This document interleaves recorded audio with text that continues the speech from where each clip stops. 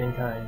Mu rules the earth. And in the Mayaba, the Codex Cortegianus, Mu is referred to as the Great Ruler. The Great Ruler exists no longer, etc. I will again return to the chief's description. During the days of the flood, the transformed leader of men lived in the waters of the Minkish River. He gathered the posts and timber for his dwelling, but he found he lacked the strength to do the building. The Thunderbird appeared before the steel-headed man in a crashing and rumbling of thunder. The Thunderbird lifted his god mask and revealed a human face to the steel-headed man. "I am as human as you," said the bird, "and I will put up the timbers for you. There shall I stay with you to set up your tribe and be your protector forever." Then with 4 claps of thunder, the bird caused to appear a group of warriors who sprang out of the crashing din fully armed. They, with the steel-headed man, were the nucleus from which the Hayden people grew. There we have a myth, so covering a legend that it becomes hard to exact the legend from the myth. Steel and steel-headed salmon were names unknown in America up to a few hundred years ago. At this point there is an omission in the legend. How did the steel-headed salmon become a man again? How did the group of warriors arrive, and where did they come from? There is no mention of women, without whom the tribe could not be forth. In many of the oriental pictures of emigrants leaving Mu by boat, there are pictures of fish jumping along the surface of the water. Was the steel-headed man one of these jumping fishes? In completing the reading of the totem pole, the old chief said the base was telling the tale of the killer whale and the sea lion. The sea lion was helping a warrior to save his wife from the killer whale, drowning, when he was overcome and struck down by the killer whale, the waters. He was saved and restored to his family by Kolos, the protecting god of the household. The sea lion was made a member of the tribe and married the warrior princess, the daughter of the steel-headed man. The sea lion was unquestionably a man of another tribe whose totem was the sea lion. In ancient times, it was usual to call a man by the name of his totem. One of the most extraordinary pictures I have ever come across is the painted tableau depicting the submersion of Mu.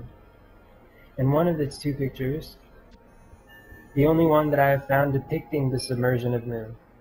The other is Egyptian. The picture has 3 archaeological divisions. Top, a serpent with plumed feathers on his head. Middle, the thunderbird with its talons embedded in the body of the killer whale. Bottom, the killer whale was covered with symbols. This tableau comes from the Nukta Indians, who live on the west coast of Vancouver Island, British Columbia, Canada. While there are hundreds of writings telling of the destruction of Mu, also various compound symbols forming vignettes in the ancient Maya writings, throughout the world I've only found 2 tableaux or pictures showing the manner of her destruction, the Egyptian and now the Nukta Indian.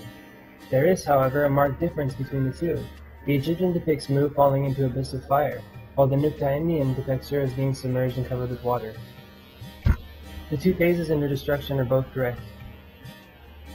The 3 divisions are deciphered as follows. Top, the serpent.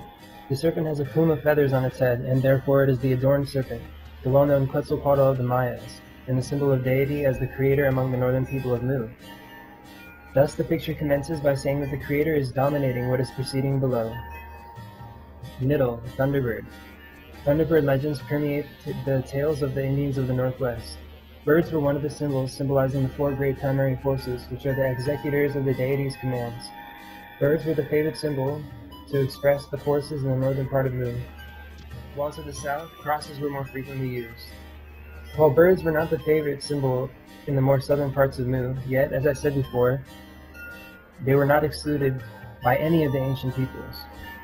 Bottom, the killer whale. This division is the crux of the whole picture. The top and the middle amounts but to a preliminary setting. The killer whale is purely a conventional fish, just a symbol. The eye is made out of the compound symbol mother and land, which conjoined reads Motherland. The pupil is a solid black square symbolizing darkness, therefore Motherland is in darkness.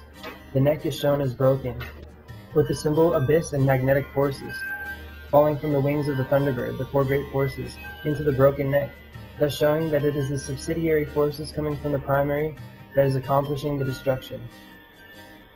Within the mouth is the symbol for flowing water. At the end of the mouth, a passageway is shown.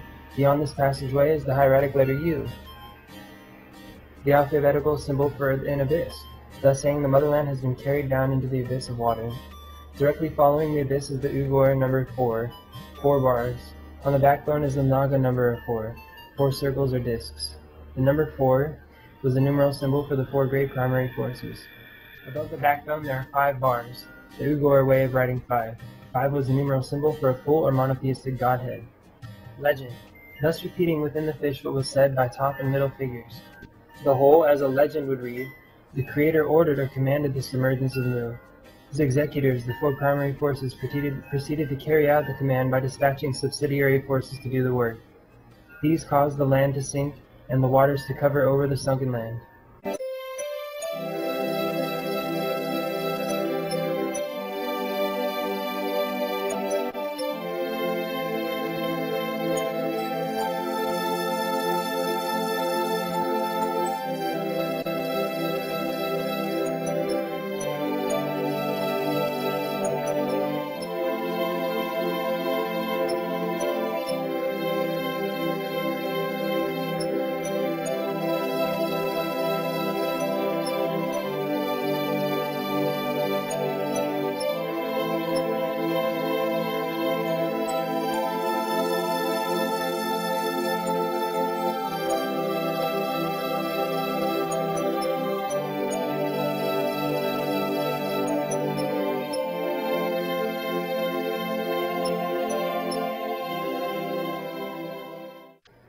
Osiris.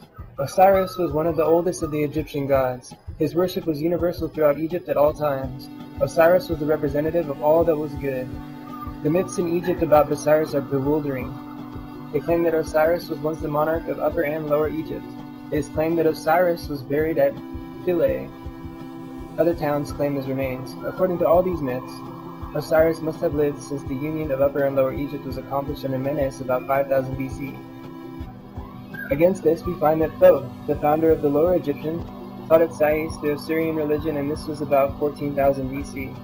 There were no kings of Egypt for an immensely long period after Thoth's time. Egypt was a sub-colony of the Motherland under direct control of the colonial empire, Atlantis. Now let us see who Osiris actually was, and the time when he lived. In 2 Himalayan monasteries, one in India and the other in Tibet, there are 2 Nakal tablets belonging to the sacred inspired writings of the Motherland. They are exactly the same, word for word, were copied from the original in the Motherland and brought to the continent of Asia by Nakal missionaries. They belong to the historical section of the sacred book. They relate, Osiris, when entering manhood, left the home of his birth, Atlantis, and came to the Motherland, where he entered one of the Nakal colleges. Here he studied the religion and cosmic sciences of the Motherland. When he passed his degree of master and adept, he returned to his own country, Atlantis. There he devoted his life to the teachings of his people, the first religion of man, and to the weeding out and eliminating extravagances, inventions, and misconceptions that had crept into the religion of Atlantis under the rank of a priesthood. Osiris became the hieratic head of religion in Atlantis, which office he held during a long life. The people loved and worshipped him for his gentleness, goodness, and kindness. They wished to dethrone Oranos, the king, and place Osiris on the throne. This, Osiris, would not allow to be spoken of, and he so condemned the idea that it was abandoned. He was murdered by a brother on account of his jealousy. This was about 20,000 BC. His name was so revered and so beloved that his death was deified, and lasting monuments to his namesake religion was called after him, viz., the Osirian religion, just as today we have the Christian religion. I could not find the name of the brother who murdered him, so the probability is that the Egyptians invented the name. Nor do I find anything about Isis and Nephthys, but it is mentioned that he had a son who became the hieratic head of Atlantis at the death of the father. I do not, however, find his name. Osiris and Christ taught identically the same religion. Some of their preachings are word for word, line for line, and sentence for sentence, the same. Both learned from the same book, the sacred inspired writings of the Motherland.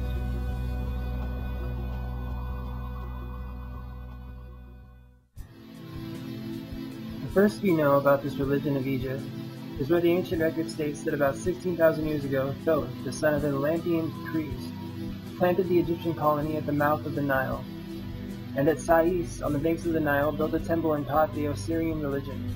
The Osirian religion, as I have previously shown, was the religion of Mu, after Osiris had cleansed it of all the extravagances that had crept into Atlantis 22,000 years ago, the religion being then called after him, the Osirian religion. When he died, his son became the heretical head, and was supposed to be called Horus. But whether Horus was his actual name or a title I cannot say. because a horse was